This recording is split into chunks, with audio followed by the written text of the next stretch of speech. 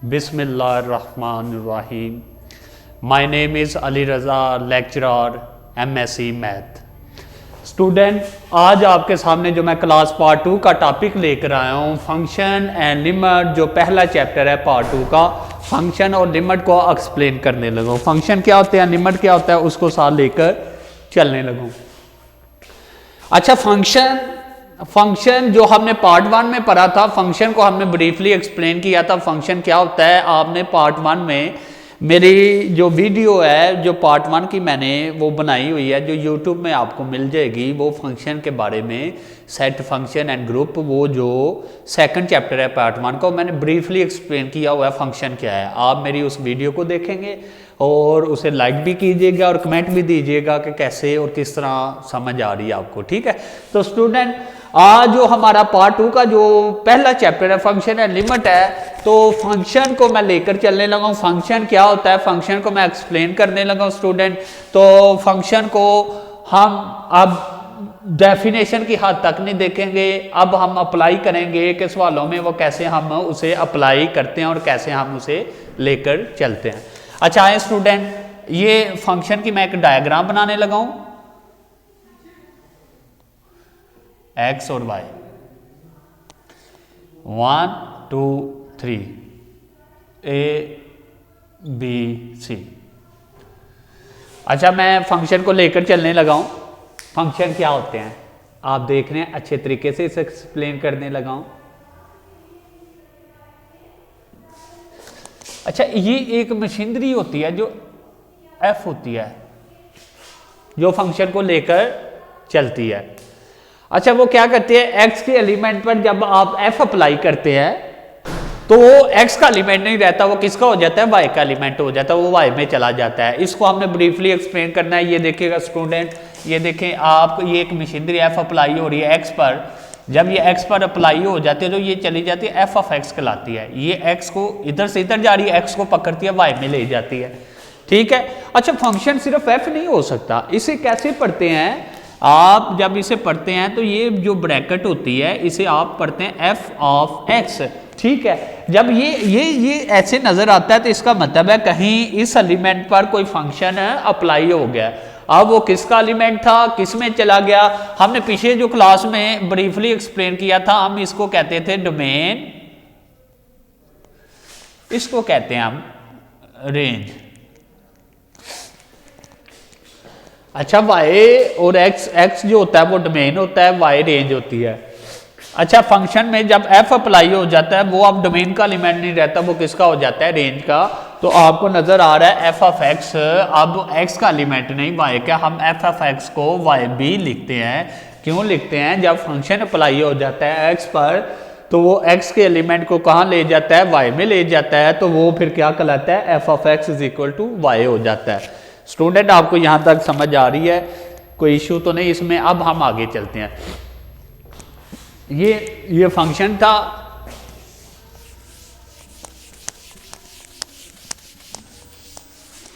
अब मैं आपको एक इक्वेशन लिख के देता हूं, आप ये देखें, y is equal to 4x plus 3। ये आपने एक इक्वेशन लिखी, आपके सामने एक इक्वेशन नजर आ रही है, y is equal to 4x plus 3। अच्छा, जब ये आप इक्वेशन को लेकर चलते हैं, आपको इक्वेशन में नजर आ रहा है कि ये जो है ना, ये कहीं फंक्शन है, y फंक्शन है, किस शक्ल का है, x की शक्ल का। कैसे, मसलन आप इसे लिखेंगे f of x is equal to 4x plus 3। मैंने अभी पीछे बताया कि f ऑफ x किसके इक्वल होता है, y के। अच्छा, ये अब आप ऐसे भी लिख सकते हैं, ये कहीं एक फंक्शन है। अगर आपको मैं ऐसे दिखाता हूँ, y is equal to 4t plus 3, तो अब ये जो y है, ये फंक्शन है, ये किस शक्ल में है, अब t की शक्ल का है। शायद आप लोग एक बात समझ रहे हैं कि नहीं आ रहे, समझ आ रही है आपको कि फंक्शन कैसे पता चलता है किस शक्ल का है। तो जो वेरिएबल इधर पाया जाता है वो उसी शक्ल का फंक्शन होता है। y किस शक्ल का है, तो वो f ऑफ x की शक्ल का है। y किस शक्ल का है, वो f ऑफ t की शक्ल का है। ठीक है, तो ये एक फंक्शन मैं बता रहा हूं आपको, एक इक्वेशन बना। अच्छा,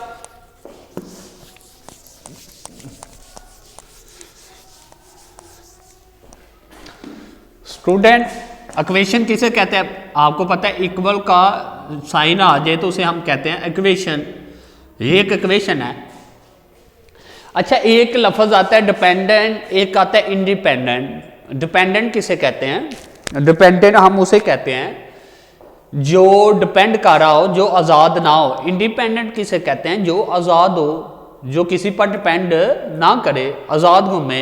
अच्छा, आओ इस इक्वेशन से पूछते हैं कि कौन इंडिपेंडेंट है, कौन डिपेंडेंट है। अच्छा, ज़्यादातर मोस्टली तो हम वाई को पढ़ते हैं कि वो डिपेंडेंट है और इंडिपेंडेंट। क्यों वाई को हम इंडिपेंडेंट कहते हैं और एक्स को इंडिपेंडेंट कहते हैं? तो आओ ब्रीफली इसे एक्सप्लेन करते हैं। जब मैंने वाई की बातें करनी शुरू की ना, तो वाई अब डिपेंडेंट है और एक्स इंडिपेंडेंट है। कैसे पता चला वाई डिपेंडेंट है? तो हमने वाई से पूछा कि वाई अब तुम्हारी वैल्यू कैसे आएगी? तो वाई ने कहा जब तक तुम एक्स नहीं पुट करोगे तब तक मेरी वैल्यू नहीं आ सकती। क्या मतलब? आप एक्स को 1 रखते हो तो वाई क्या आ जाता है? 7। आप एक्स को 2 रखते हो, वाई क्या आ जाता है? 11। इसका एक बात की मुझे समझ आई, एक्स जो है ना वो जो मर्जी आप रख लो, जो भी रखोगे वाई उसी हिसाब से आएगा। इसका मतलब है वाई डिपेंडेंट है और एक्स इंडिपेंडेंट है। वाई डिपेंडेंट है और एक्स क्या है? इंडिपेंडेंट। क्योंकि वाई डिपेंड कर रहा है एक्स पर, इसके आप कहेंगे डिपेंडेंट।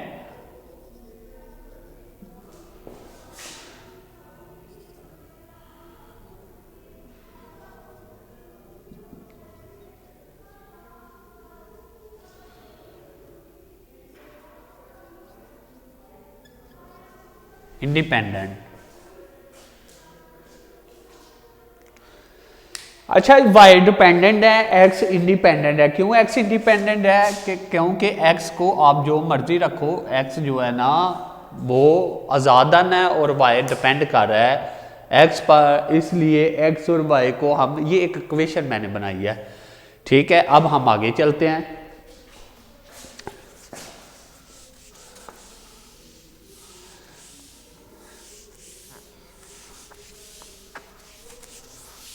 और फंक्शन कितनी किस्म के हो सकते हैं? फंक्शन आप पार्ट 1 की क्लास में आप देखेंगे। फंक्शन जब आप ओपन करेंगे चैप्टर लिमिट एंड फंक्शन वाला, तो आप देखेंगे फंक्शन उसमें काफ़ी ज़्यादा होते हैं। इनवर्स फंक्शन होते हैं। इनवर्स फंक्शन किसे कहते हैं? ट्रिग्नोमेट्रिक फंक्शन होते हैं।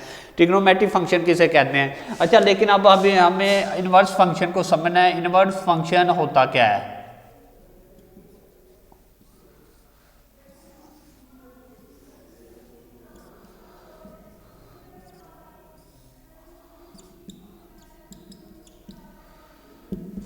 जब एफ अप्लाई हुआ है तो एक्स वाई में चला गया है, तो जब इसको वापसी लेकर आएंगे तो ये एफ इनवर्स है। तो ये जब इसमें अप्लाई हो जाता है तो एफ इनवर्स जब एक्स में वाई का एलिमेंट ले लेते हो तो एफ इनवर्स वाई आ जाता है। तो अब आपको नजर आता है कि ये जो होता है ना, ये वाई एफ ऑफ एक्स होता है वाई के इक्वल, लेकिन एफ इनवर्स किसके इक्वल होता है? एक्स के। क्यों?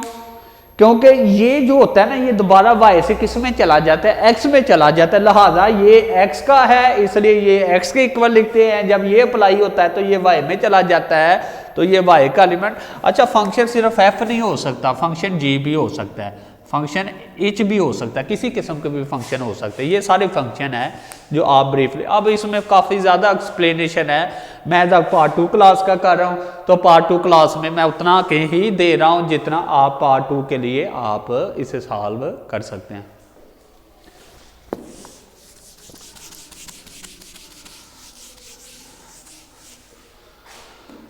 अच्छा, हम अब चलते हैं। आपको पता है एक ट्रिग्नोमेट्रिक फंक्शन होते हैं, अलजेब्रिक फंक्शन होते हैं। अब आपको पता होना चाहिए, उसके बाद लीनियर होते हैं, फिर कांस्टेंट फंक्शन होते हैं, फिर ठीक है। तो अब हम आपको एक्सप्लेन, लीनियर फंक्शन क्या होता है?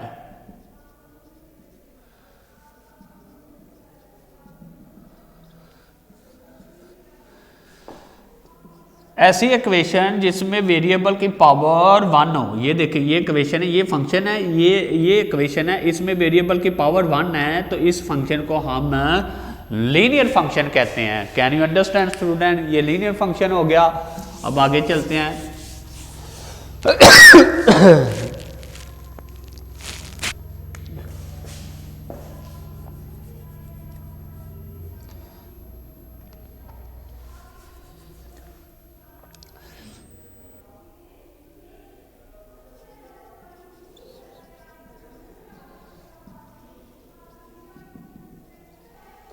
कांस्टेंट फंक्शन किसे कहते हैं?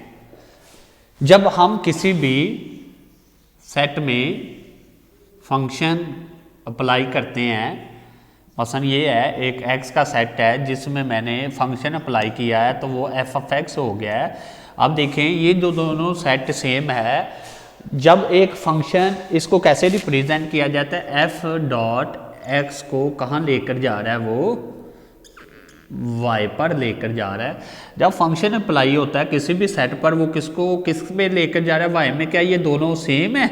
अगर ये दोनों सेम ना हो तो इसे कहते हैं कांस्टेंट फंक्शन। कांस्टेंट फंक्शन क्या होते हैं? एक फंक्शन जब एक मशीनरी किसी भी सेट पर अप्लाई हो तो दूसरे सेट में लेकर जाए, दोनों सेट सेम ना हो तो उसको हम कांस्टेंट फंक्शन कहते हैं।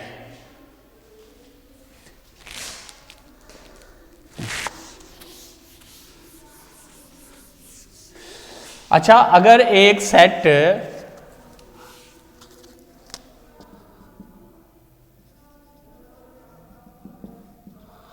आइडेंटिटी फंक्शन क्या होता है? अगर एक सेट जो है फंक्शन जो है सेट को सेम सेट पर लेकर जाए, वो x को x पर ही लेकर जाए, तो उस तरह के फंक्शन को हम आइडेंटिटी फंक्शन कहते हैं। स्टूडेंट समझ आ रही है इस बात की? ये आइडेंटिटी फंक्शन है और आपको नजर आ रहा है कि जो सेट को सेम सेट पर लेकर जाए वो आइडेंटिटी फंक्शन होता है। कांस्टेंट फंक्शन की भी समझ आ गई, लीनियर फंक्शन की भी समझ आ गई, आइडेंटिटी फंक्शन की भी आपको समझ आ गई। उसके बाद हम जो अहम डेफिनेशन है पार्ट 1 में, इम्प्लिसिट और एक्सप्लिसिट, उसको अच्छे तरीके से एक्सप्लेन करते हैं। इसको मद्देनजर रखिएगा। अब हम चलते हैं इम्प्लिसिट फंक्शन पर।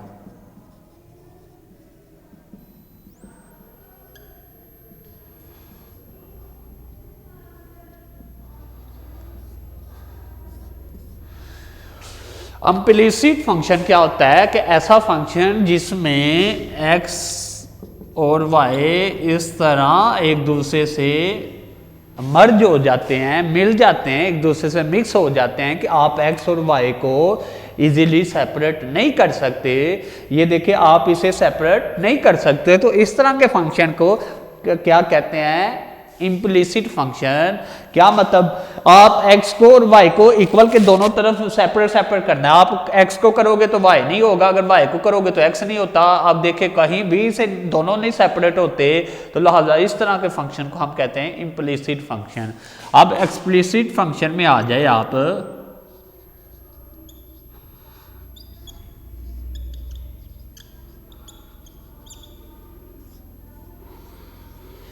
एक्सप्लिसिट फंक्शन क्या होता है? जिसमें x और y इजीली सेपरेट हो सकते हैं। ऐसी इक्वेशन को हम क्या कहते हैं? Explicit function. वो क्या होता है? x उधर जाके माइनस, ये देखें दोनों इक्वल के इधर इधर इजीली सेपरेट हो गए हैं। ऐसी इक्वेशन जिसमें y और x, अगर मैं डेफिनेशन की हद तक कहूँ तो डेफिनेशन ये होता है कि डिपेंडेंट को किस फॉर्म में लेकर आओगे? इंडिपेंडेंट की फॉर्म में। तो ये क्या होता है? एक्सप्लिसिट, जिसमें आप y को इंडिपेंडेंट की फॉर्म में डिपेंडेंट की फॉर्म में नहीं लेकर आ सकते, उसे कहते हैं इम्प्लिसिट फंक्शन। जिसमें जहां आम लफ्जों में कहूँ, जहां x और y इजीली सेपरेट नहीं हो सकते वो इम्प्लिसिट फंक्शन है, जहां x और y इजीली सेपरेट हो जाते हैं वो है एक्सप्लिसिट फंक्शन।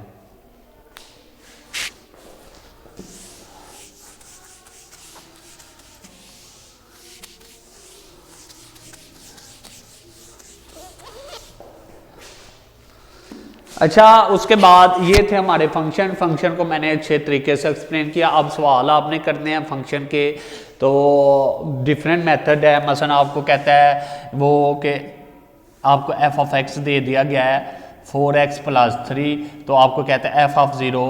तो आपने ये फाइंड करना है, पहला क्वेश्चन है, आपको कह सकते हैं f2x। अच्छा ये आपको नज़र आ रहा है, ये दो चीज़ें आपने फाइंड करनी है, एक पहली और ये दूसरी। तो आप कैसे फाइंड करोगे, आपको पता होना चाहिए ब्रैकेट में x होता है, ये क्या होता है x, आप x की जगह क्या पुट कर रहे हो 0, तो जब आप f ऑफ 0 पुट करोगे तो इधर भी जहां होगा उधर 0 पुट करोगे, तो ये f ऑफ 0 क्या आ जाएगा आपके पास 3।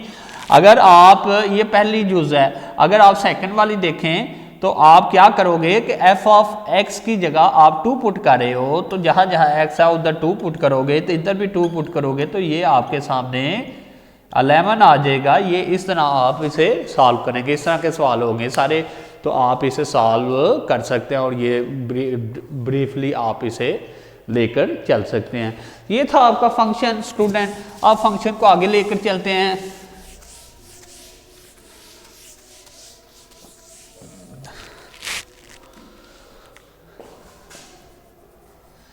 एक होता है एफ ऑफ जी, इसे कैसे पढ़ते हैं, F of G of X, ऐसे होता है F of G of X, F of G of X. ठीक है, अब ये कैसे फाइंड करते हैं, आपको दो फंक्शन देगा, एक आपको देगा एफ ऑफ एक्स, आपको जी ऑफ एक्स भी देगा 2x। अब आपने इसे कैसे लिखना है, इसको लिखने का तरीका बताने लगा हूं। आप इसे लिखेंगे f ऐसे, f of g of x, इसको ऐसे लिखेंगे। इसे कैसे लिखते हैं, f of g of x। अच्छा ये क्या मतलब है, आप कैसे इसे फाइंड करेंगे, ये है f और ये है g ऑफ x। अब आप f के ब्रैकेट, ये ब्रैकेट है ना f के आगे, x की जगह आप क्या पुट कर रहे हो, g ऑफ x।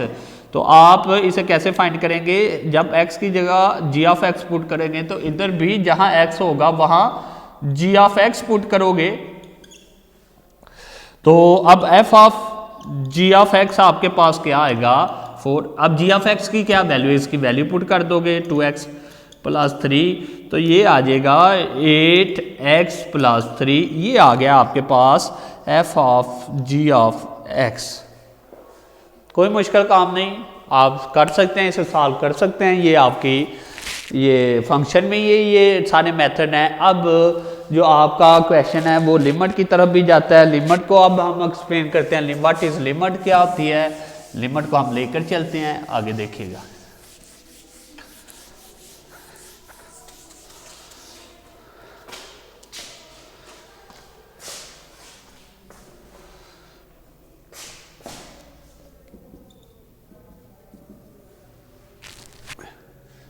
लिमिट्स हमारा टॉपिक है।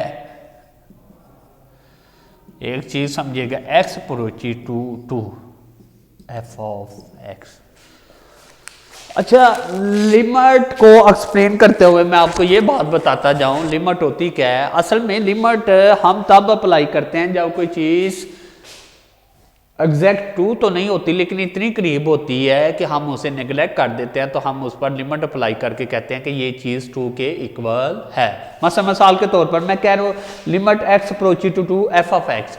अच्छा ये जो x है ये अप्रोच कर रहा है 2 को, लेकिन 2 नहीं है। लिमिट लगाने का मतलब है कि ये एग्जैक्ट 2 नहीं। मसलन मैं आपको देसी एग्जाम्पल देता हूँ, रोज़मर्रा के आपको एग्जाम्पल देता हूँ। आप घरेलू मसले आप ले लें, आपने किसी को 100 रुपीज़ दिया है, वो आपको 99 रुपीज़ वापस कर देता है, तो आप उसको क्या समझेंगे कि उसने आपको पूरी रकम वापस नहीं की। आप कहेंगे कोई मसला नहीं, 1 रुपये का कोई इतना इशू नहीं होता, उसने मुझे 99 वापस कर दिया है, तो 100 ही उसने मुझे वापस कर दिया। आप कहेंगे ठीक है भाई, आपने मेरी रकम मुझे वापस कर दी है, तो ठीक है भाई कोई मसला नहीं। तो लिमिट हम फिर कह सकते हैं कि वो चीज़ 2 के इक्वल या 100 के इक्वल है, तो हम उसे अप्रोच करके वो 100 कह देते हैं, वैसे वो ऐसे नहीं होता। तो लिहाजा हम लिमिट अप्लाई करके उसे 100 के इक्वल कर देते हैं। ठीक है, तो ये लिमिट अप्लाई हो गया और वो 100 के इक्वल हो गई है। अब लिमिट को समझने के लिए हम लिमिट पर चलते हैं, लिमिट के टॉपिक को एक्सप्लेन करते हैं। जब हम लिमिट को लेकर चलने लगे हैं तो लिमिट में जब आप लिमिट अप्लाई करते हैं किसी भी फंक्शन में, तो मैं कहता हूं ये आपके सामने एक फंक्शन लिखा हुआ है 4x+3। याद रखना स्टूडेंट, जब लिमिट ऐसे हो, सिंपल हो, ओवर में ना हो, तो आप लिमिट पुट कर सकते हैं। जहां जहां x है वहां क्या पुट करना है, आपने 2 पुट कर देना है। तो ये सॉल्व हो गया, 11 आ गया, लिमिट पुट कर दी। लेकिन लिमिट कहाँ प्रॉब्लम करती है, तो आप लिमिट को हम एक्सप्लेन करते हैं, इसमें 3-4 मेथड है। अगर ऐसे आ जाए एवर के बगैर आए तो आप सीधी पुट कर देते हैं। अगर एवर में आ जाए तो स्टूडेंट पुट करने से पहले इसे सोचना है कि हमने पुट करना है कि नहीं करना, तो उसमें हमने ब्रीफली उसको अच्छे तरीके से सोच समझ के पुट करना है। मसलन ये -1 है, x³ -x/(x+1), ये आपके सामने एक चीज आ रही है, एक लिमिट मैंने लिखी हुई है। अगर आप इसमें लिमिट पुट करते हैं इधर, तो ये -1 पुट करते तो -1, ये +1, ये 0 हो जाएगा। इधर भी -1 को 0 0 फॉर्म बन जाएगी। जब आप इसमें लिमिट पुट करेंगे तो रॉन्ग हो जाएगा। मैथ वाला कब कहता है रॉन्ग हो जाता है, कहता है जब भी अवर में 0 हो जाए तो इन्फिनिटी हो जाता है, उसका कोई हल नहीं। आपने लिमिट पुट करने से पहले देखना क्या वो अवर में है कि नहीं है। अगर वो अवर में है तो आप लिमिट नहीं पुट कर सकते, अगर वो ओवर में नहीं है तो आप लिमिट पुट कर सकते हैं। तो लिहाजा लिमिट पुट करने से पहले आपने देखना है कि वो क्वेश्चन ओवर में है कि नहीं है। ये बात अहम है स्टूडेंट, आपने ये जहन में रखनी है कि पुट करने से पहले लिमिट सीधी सीधी होता आप पुट कर सकते हैं। ओवर में आ जाए तो आपने पुट नहीं करनी, तब तक नहीं करनी, पहले पुट के करके देखें नीचे जो 0 तो नहीं बन रहा। अगर 0 बन रहा है तो मैथ वाला इस चीज को अच्छा नहीं समझता, आप सॉल्व भी नहीं कर सकते। ओवर के नीचे 0 नहीं होना चाहिए। अगर 0 आ जाए तो आप लिमिट पुट करेंगे तो रॉन्ग लिमिट है, आपका क्वेश्चन गलत हो जाएगा। अब क्वेश्चन करने से पहले हमने देखना ओवर में लिमिट 0 तो नहीं हो रही, अब ये देखे हो रही है। अब इसे लिमिट नहीं आप पुट कर सकते, इसे पहले सॉल्व करोगे। तो सॉल्व करने के लिए आप क्या क्या क्या क्या करेंगे, x को कॉमन करेंगे, ऊपर x² -1 आ जाएगा, नीचे x+1 है। आप लिमिट लेकर चलेंगे तो x अप्रोचिंग टू -1, ये क्या आ जाएगा x × x+1 और x -1, इसको ओपन करेंगे तो आपको पता है लहदा स्केयर, एक दफा उसे प्लस में लिखते हैं, एक दफा माइनस में लिखते हैं। नीचे क्या है x+1, ये x+1 से जब ओवर खत्म हो जाता है तो फिर तो टेंशन ही नहीं। तो आप x × x-1 में आप लिमिट पुट करेंगे, तो आप लिमिट पुट करके देखेंगे तो आपका जवाब आ जाएगा 2 आ जाएगा। तो इस तरह आप लिमिट पुट कर सकते हैं, आप वैसे सॉल्व नहीं कर सकते। अगर ओवर में आ जाए तो लिमिट पुट करने से पहले आपने सोचना है कि कहीं ना कहीं 0 ना हो जाए ओवर में, तो आप लिमिट नहीं पुट करेंगे, आप उधर रुक जाएंगे।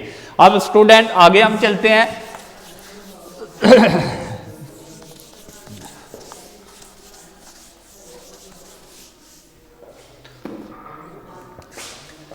अच्छा, उसके बाद हमारे पास जो टॉपिक है जब साइन आ जाता है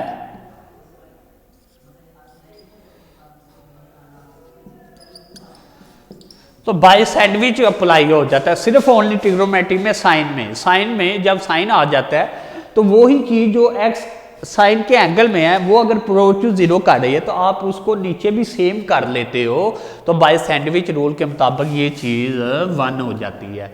मसलन आपको मैं कहता हूँ limit x approach to 0 sine 7x/x।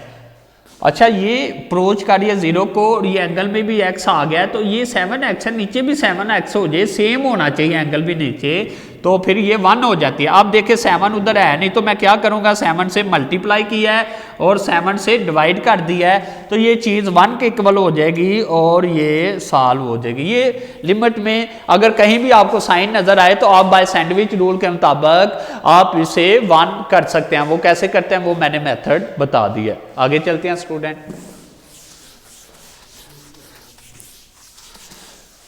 अच्छा, लिमिट पुट करते हुए अगर आपको n अप्रोच टू या x कोई भी हो इन्फिनिटी नजर आता है तो आपको 1 प्लस जो चीज अप्रोच करी अगर इधर उल्ट के नजर आती है पावर में सीधी नजर, इधर 1 प्लस जरूर होना है, 1 भी होना चाहिए प्लस भी इधर होना चाहिए पहले, और आगे जो अगर आपको वो उल्ट के नजर आती है तो पावर में सीधी नजर आए तो ये e के इक्वल होती है। अगर limit approaches to n approaches to infinity नजर आ रहा है तो इधर 1 प्लस n नजर आता है, तो आप इधर n नजर आए तो पावर में उल्ट के नजर आएगी, ये e होता है। इस तरह आप सवाल को सॉल्व करेंगे।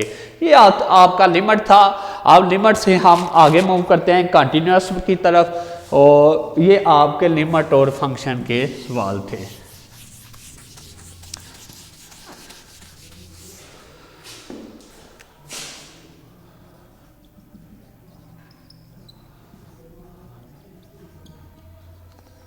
कंटिन्यूस फंक्शन क्या होते हैं?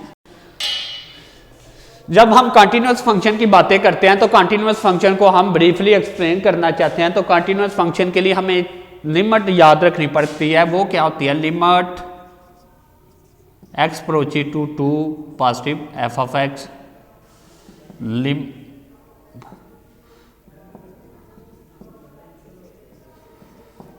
f ऑफ x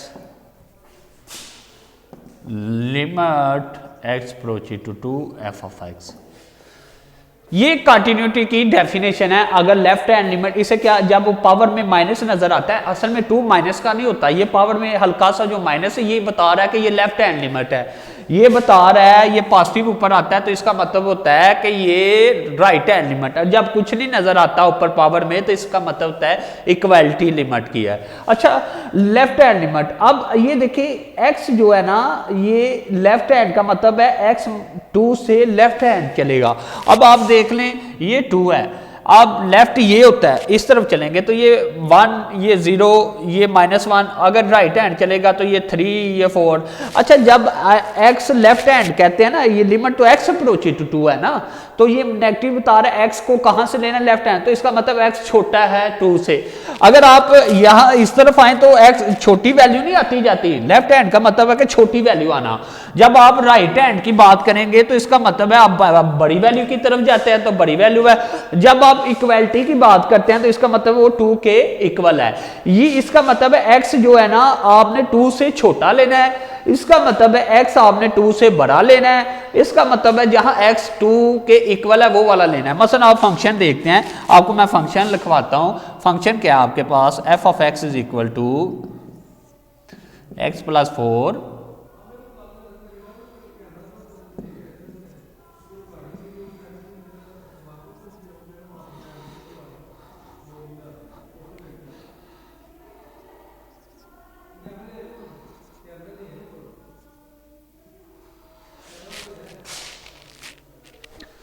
ये जो नोक आती है ना, ये नोक, इसका मतलब होता है छोटा और इसका मतलब होता है बड़ा। मुंह ओपन हो तो इसका मतलब बड़ा होता है। अब आपके सामने एक फंक्शन मैंने लिखा है, इसमें आप कंटिन्यूटी में आप इसे इस्तेमाल करने लगे हैं। तो आप देखें इन तीनों का जवाब जब इक्वल आता है तो फंक्शन कंटिन्यूअस हो जाता है, अगर नॉट इक्वल आए तो फंक्शन कंटिन्यूअस नहीं होता। अब आपको कैसे लेना है, मैं लिमिट लेने का तरीका बताने लगा। ये देखिए ये मुंह ओपन है तो x बड़ा है 2 से और इक्वल भी है, इधर x नोक आ गई तो x छोटा है 2 से। जब आपने ये फंक्शन लिया तो ये क्या कह रहा है? लिमिट x अप्रोचिंग टू 2, ये जो ऊपर पावर है ये नेगेटिव है तो ये कह रहा है x लेफ्ट हैंड, क्या मतलब x जहां छोटा होगा ना 2 से वो वाली फंक्शन लिखना है। तो x कहां छोटा है? ये 2 से छोटा है तो ये वाला फंक्शन आ गया x प्लस 3। जब आपने फंक्शन ढूंढ लिया, लिख लिया है, तो फिर ये ऊपर माइनस लिखने की जरूरत नहीं है। अब देखें यहां पॉजिटिव आ गई तो राइट हैंड की तरफ जाना है, तो इसका मतलब x राइट हैंड चलेगा तो x 2 से बड़ा होता है। ये लिमिट बता रही है कि x को वहां से लेना है जो 2 से बड़ा है। तो लिमिट x अप्रोचिंग टू 2, तो अब फंक्शन कौन सा आएगा? कहां x 2 से बड़ा है? ये है, तो ये आ गया x प्लस 4। तो यहां इक्वालिटी आ गई है, तो limit x approaching to 2 equal कहां आ रहा है? ये इक्वल का साइन होता है। ये क्या होता है? इक्वल का साइन। जब ये साइन आ जाता है इसे कहते हैं इक्वल, ठीक है। तो ये इक्वल का साइन है, x कहां इक्वल है 2 के? वो फंक्शन ये आ रहा है x प्लस 4। तो आप लिमिट आप पुट करें तो ये क्या आ जाएगा आपके पास? 5। लिमिट पुट करेंगे ये 6, ये भी 6। तीनों इक्वल आई है? नहीं, ये एक इक्वल नहीं आई, तो लिहाजा फंक्शन कंटिन्यूअस नहीं, डिसकंटिन्यूअस है। ये था आपका लिमिट और फंक्शन पर काम।